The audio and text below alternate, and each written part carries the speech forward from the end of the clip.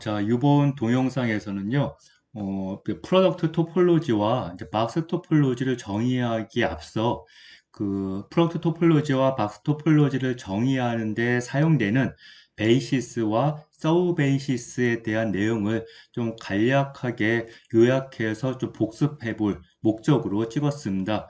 그래서 여러분들이 이 앞에 베이시스, 그 다음에 서브 베이시스라고 하는 개념을 이제 배웠을 텐데요. 자, 그것들을 통해서 우리가 토폴로지를 어떠한 방법으로 정의할 수 있는가? 자, 그 부분만 간단하게 좀 짚어보도록 하겠습니다. 일단 토폴로지가 있으면 즉 위상 공간 X가 있고요.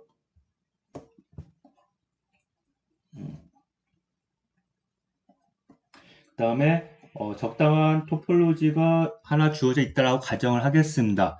자, 그러면 자, 이 토폴로지에 대한 하나의 베이시스라고 하는 거에 대한 이제 정의는 어떻게 되죠? 요 베타가, 자, 얘가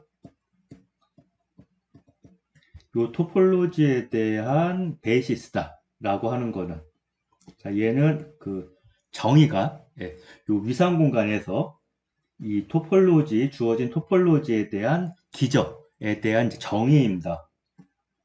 자, 이거는 토폴로지에 속하는 X의 부분집합, 즉 오픈셋이죠. 그 오픈셋을 우리가 요 기저의 원소들의 합집합으로 다 나타낼 수 있는 거죠. 그래서 임의의 오픈셋은 자, 얘가 이제 토폴로지의 원소일 때, 자, 임의 이 오픈셋은 요 기저에 속하는 원소들을 뭐 적당하게 우리가 이제 뽑아가지고 합집합을 하면, 자, 그것들에 의해서 이때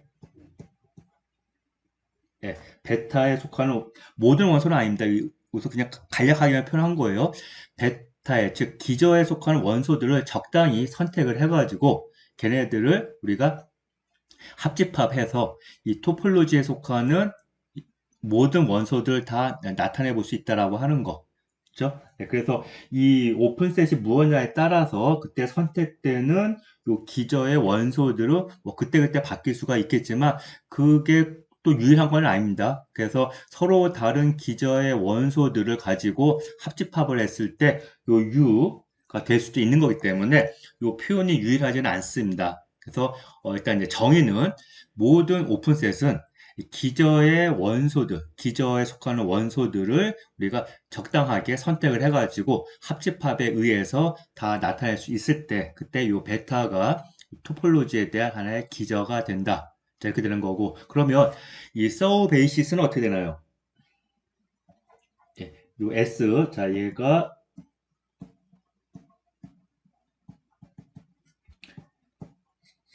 요 토폴로지에 대한 하나의 이제 서브 베이시스가 된다라고 하는 거에 대한 정의는.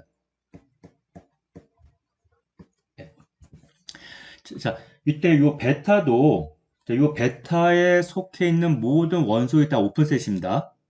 베이시스의 모든 원소들은 다 걔네들 하나하나가 다 오픈셋이에요. 즉, 요 베타는 토폴로지의 서브셋입니다. 요 서브 베이시스의 원소도 마찬가지예요. 자, 얘네들도 모두 다 자, 토폴로지에 다 속합니다.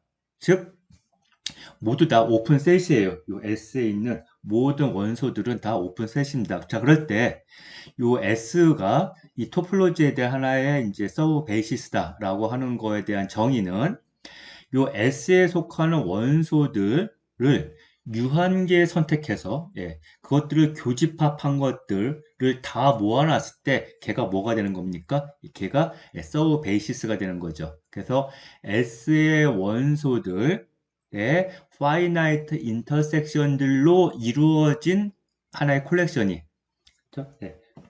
좀 따로 쓰지는 않겠습니다. 서브 베이시스에 대한 정의니까요. 그래서 이 서브 베이시스의 원소들의 파이나이트 인터섹션, 유한번 교집합 한 것들을 모두 다 모아놨을 때 걔네들이 이 토폴로지에 대한 하나의 베이시스를 이루게 되면 그때 우리가 요 S를 타우에 대한 서브 베이시스라고 부릅니다. 자, 그러면 우리가 베이시스 개념을 가지고 요 X라고 하는 집합에다가 토폴로지를 정의하는 방법이 있었고요. 그 다음에 또, 이 X의 부분 집합들의 콜렉션을 서우 베이시스로 하는 그러한 토폴로지를 정의하는 방법이 각각 있었습니다. 그래서 요 두 가지 개념, 베이시스와 서브 베이시스를 통해서 토폴로지를 정의하는 것을 이제 여러분들 알고 있을 텐데요. 그거를 이제 여기서 정리해 보려고 하는 게 이 동영상의 목적입니다. 자, 그러면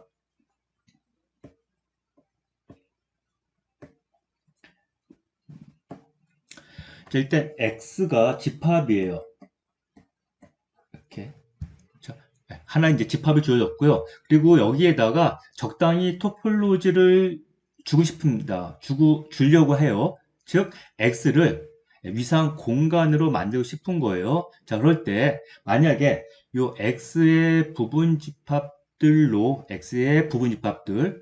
뭐 적당한 이제 그 X의 부분 집합들이 있을 때, 걔네들이 를 가지고서 토폴로지를 만드는 방법 두 가지가 있는데 한 가지는 그것들을 베이시스로 하는 토폴로지와 또 한 가지는 주어진 콜렉션을 서브 베이시스로 하는 토폴로지를 만든 두 가지 방법이 있었는데 대신에 그 주어진 콜렉션을 X의 부분 집합들의 콜렉션입니다. 그거를 일단은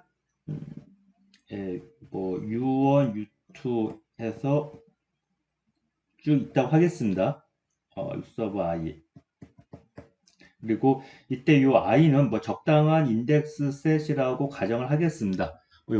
지금 여기서는 카운터블 한 것처럼 보이기는 하는데요. 뭐 그거 신경 쓰지 말고요. 그냥 이 각각의 유서브 I들이 X의 부분 집합이고요.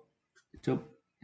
그리고 그것들로 하나의 떠한 이제 그 콜렉션이 있다라고 했을 때, 얘네들 가지고 X에다가 토폴로지를 정의하려고 하는데 한 가지 방법은 지금 이것들을 기저로 하는 토폴로지를 만드는 거와 그 다음에 지금 주어진 얘를 서브 베이시스로 해서 토폴로지를 만드는 방법. 자, 두 가지가 있는데, 이때 이제 주의해야 될 게, 자, 지금 주어진 이 콜렉션을 베이시스로 하는 토폴로지를 정의하기 위해서는 두 가지 조건을 만족해야만 가능합니다. 두 조건을 만족해야만 얘네들을 기저로 하는 토폴로지를 정의할 수가 있어요. 그래서 얘가 basis for some topology tau in X. 그래서 X상에서 어떤 적당한 토폴로지에 대한 이제 기저가 되기 위해서는 두 가지 조건을 만족해야 됩니다. 일단 한 가지는 요 베타에 속하는 원소들을 몽땅 다 합집합을 했을 때, 자, 이제 인덱스, 자, 요거는 이제 이 기저에 있는 원소들을 각각에 나타내는 인덱스예요. 그래서 그거에 대응하는 이제 그 인덱스들을 모두 모아놓은 인덱스 셋이 람다라고 하겠습니다. 자, 그러면 그 인덱스 셋 람다에 속하는 모든 인덱스에 대응하는 UI들, 즉 얘는 이제 다른 의미가 요 베타에 속하는 원소들을 몽땅 다 합집합을 했다. 네, 그런 의미죠. 그랬을 때 얘가 뭐가 돼야 되냐면 전체집합 X가 돼야 됩니다.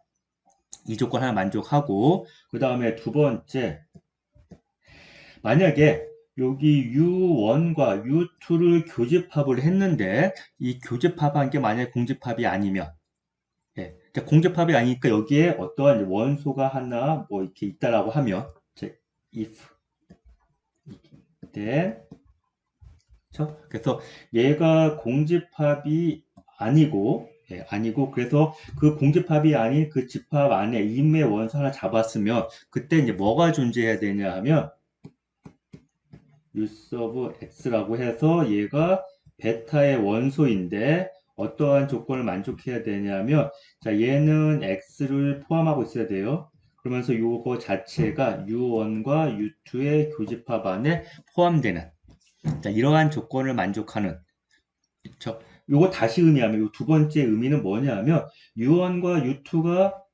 교집합이 공집합이 아니면은요, 요거 자체를 요 베타에 속하는 원소들의 합집합으로 나타낼 수 있다라는 뜻입니다. 이 뒤 의미가. 그래서 이 두 가지 조건을 모두 다 만족해야만 요 베타를 기저로 하는 토폴로지를 정의할 수가 있습니다. 어떻게 그 토폴로지를 정의하죠? 이 베타의 원소들의 합집합을 몽땅 모아놓으면 걔가 바로 이 베타를 기저로 하는 이제 토폴로지가 된다. 자, 이거는 기저에 해당하는 내용들 여러분들 공부할 때 배웠던 내용이고 KOCW에 있는 제 강의 동영상에도 있을 테니까요. 필요하면 일단 그거 좀 참조하도록 하고요. 그래서 지금은 요 베이시스와 서브 베이시스에 대해서 전반적인 설명하려고 하는 게 아니고요. 우리가 이제 프로덕트 토폴로지와 박스 토폴로지를 정의하기 위해서 좀 필요하기 때문에 잠깐 이제 복습하는 겁니다. 그리고 요 베이시스를 써가지고 박스 토폴로지 정의를 할 거예요. 이제 뒤에 가서 그래서 요 베이시스 개념을 통해서 토폴로지를 정의하기 위해서는 이 두 가지 조건들을 만족해야 된다. 자, 그거 일단 우리가 복습을 했고요. 그러면 이제 서브 베이시스를 가지고서 토폴로지를 정의하기 위해서는 자, 이때는 서브 베이시스 주어진 콜렉션을 서브 베이시스라는 토폴로지를 정의할 때는 아무런 조건이 필요 없죠. 그래서 X가 집합이고요. 그 다음에 X의 부분 집합들 적당히 하나 이제 우리가 모았어요. 그거를 편의상 S라고 하겠습니다. 그래서 얘는 또 적당한 요거를 SI라고 하고 요 I는 적당한 인덱스 셋라고 하겠습니다. 그리고 이때 SI는 X의 부분 집합. 그래서 X의 부분 집합들 중에 일단 이제 몇 개, 우선 즉, 요 인덱스 셋에 있는 원소의 개수만큼 우리가 모아놓은 게 S라고 할 때, 그때 요 S를 서브 베이시스로 하는 토폴로지를 우리가 항상 정의할 수가 있는데요. 아무런 조건 없이 이 S를 서브 베이시스라는 토폴로지를 정의할 수가 있다라고 하는 게 또 서브 베이시스에서 다뤘던 내용 중에 하나입니다. 자, 그러면 이 S를 서브 베이시스로 하는 토폴로지를 어떻게 정의하냐 하면 요 S에 속하는 원소들의 파이나이트 인터섹션을 다 모아요. 요 S에 속하는 그래서 이 S is a sub basis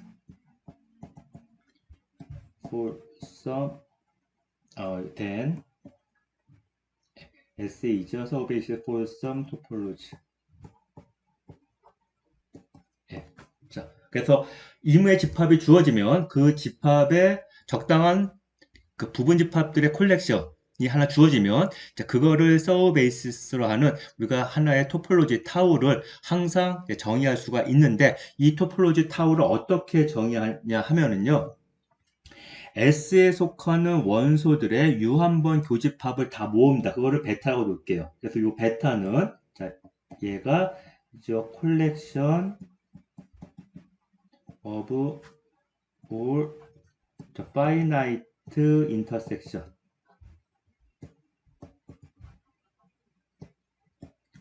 of S. 그래서 S에 여기 속하는 원소들 가지고서 유한번 교집합, 그래서 S들의 유한번 교집합을 다 모아요. 그러면 바로 이 베타가 자동으로 뭐가 되냐면 얘가 바로 기저가 되기 위한 좀 전에 얘기한 두 가지 조건을 다 만족합니다. 그래서 이 베타가 A 토폴로지, for A 토폴로지. 그래서 이렇게 베타를 잡으면 즉 S에 속하는 원소들의 유한번 교집합을 다 모아놓은 걸 베타 놓게 되면요, 요 베타가 그 기저가 되기 위한 두 가지 조건을 다 항상 만족합니다. 증명되는 내용들이에요. 그래서 이 베타를 기저로 하는 토폴로지, 좀 전에 얘기했죠. 어떻게? 즉 베타에 속하는 원소들의 합집합을 다 모아놓으면 걔가 자동으로 토폴로지가 됩니다. 그래서 결론적으로 우리가 지금 요 개념을 써가지고 요 내용을 이용을 해가지고 프로덕트 토폴로지를 정의할 겁니다. 프로덕트 토폴로지. 그래서 요 다음 동영상에서는 바로 예, 이 프로덕트 셋에다가 이제 프로덕트 토폴로지를 정의할 텐데 그때 이제 사용하는 방법이 예, 바로 요 서베이시스를 가지고서 우리가 토폴로지를 정의를 할 겁니다. 그리고 그게 이제 조금 더 설명이 된 다음에는 예, 베이시스를 가지고서 또 토폴로지 정의할 거예요. 프로덕트 셋에다가 그것은 이제 박스 토폴로지가 됩니다. 자, 그래서 요 다음 동영상에서 이제 프로덕트 토폴로지를 정의할 텐데 그때 바로 지금 요 내용이 사용되고요. 그거를 좀 미리 앞서 좀 복습시키기 위해서 동영상을 제작해 봤습니다.